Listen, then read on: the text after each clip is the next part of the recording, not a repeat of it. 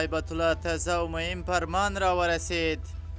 اسلامي امارت وایي د شیخ ملا هیبت الله د فرمان له مخې د بلخ له مرکزي زندانه 119 بندیان خوشي شول.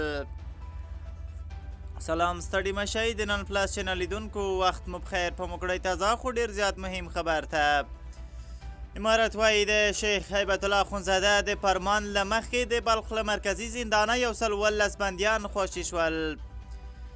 د اسلامي امارت تر واک لاندې ملي ټلویزیون راپور ورکړی چې د دغې ډلې د مشر ملا هیبت الله د فرمان له مخې د بلخ ولایت له مرکزي زندان څخه 119 بندیان خوشي شول او د 103 تنو بیا د بند موده راکمه شوه.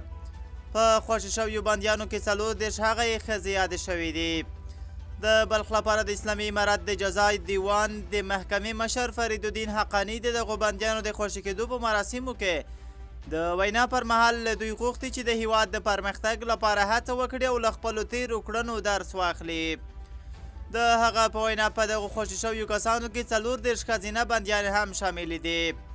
د اسلامي امارت چارواکو په وینا دغه خوشي شوي بندیان په جنایي جرمونو تورن وو چې شاوخوا پر 2 کلن بند محکوم شوي وو.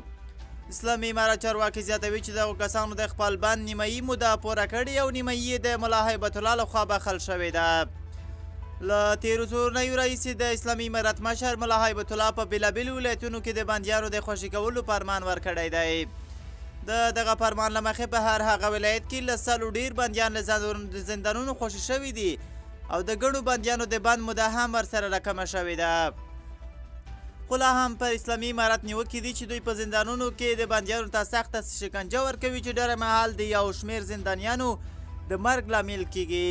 خو دا فقط تر اوسه ادعاوې پاتې شوې دي.